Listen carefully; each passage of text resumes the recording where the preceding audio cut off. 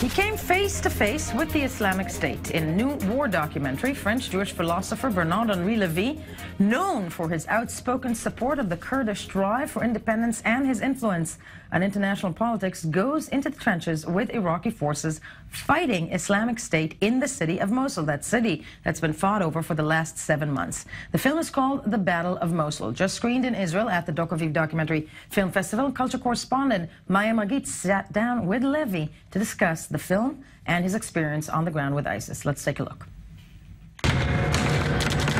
A brutal, bloody war.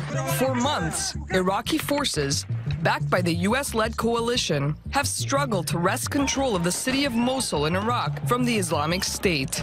This long, painstaking campaign is the subject of the latest film by French philosopher and filmmaker Bernard-Henri Levy, titled Battle of Mosul.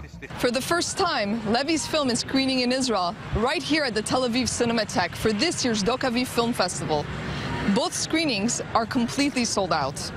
The film starts in October 2016, right at the beginning of the battle to liberate Mosul.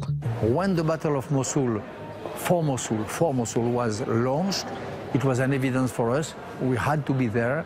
We had to be embedded or to escort or to accompany the liberators of the city.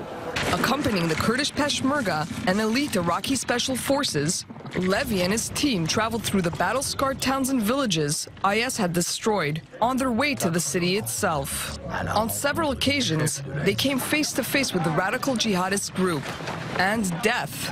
I was scared for the life of my team. I was scared for myself.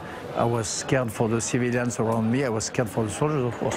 Despite the bullets and explosions, it is the scenes with the Iraqi people that are the most touching. Like this one, a Kurdish fighter who had not seen nor heard from his mother in years discovers she is on a refugee convoy heading towards him. An emotional, tearful reunion.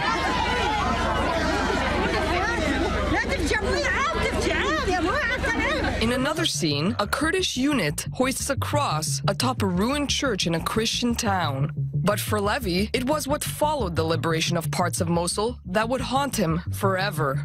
The souvenir which haunts me, which is like a ghost since then, is this scene where you see the population of Mosul running after a lorry with some poor goods, and the guys in the lorry send packaged like to dogs.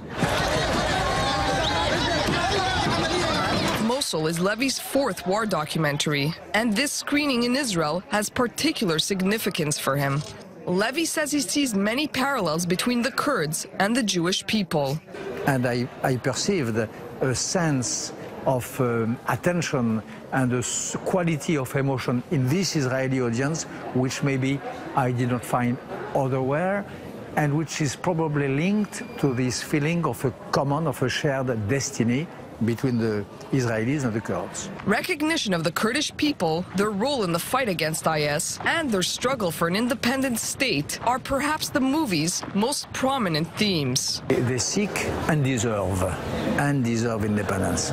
This independence was promised to them since exactly 1 century. They paid a heavy price. They are paying now, at this very minute, a heavy price for the common fight of civilization against barbarity.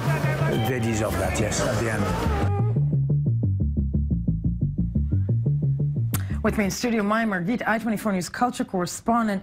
We've been covering the war over Mosul for nearly 7 months, and essentially Bernard-Henri Levy, a phenomenal journalist, author, whatnot, did what many correspondents have been doing there now, right? Yeah, it was a little bit different because he went with a camera crew, 3 different cameramen, and one of whom was injured from a previous war documentary that he did. So it's a little bit of a difference. But still joined him again. Important to note. If you notice, he's wearing a suit and his, signature white shirt the whole movie, even in the trenches, in the tunnels, everywhere. I have to tell you, that's the thing that terrified me. It's almost like walking around with a target. Okay. It's pretty strange, but he said that the reason he did that is because he was not a fighter there. He was not a journalist on the ground. He wanted to differentiate himself. Himself from the flak jacket of people. Okay. Exactly. So I think it's kind of a risky situation because the whole movie you hear gunshots, you hear explosions. So they were in definitely a very dangerous situation there on the ground in Mosul. No, very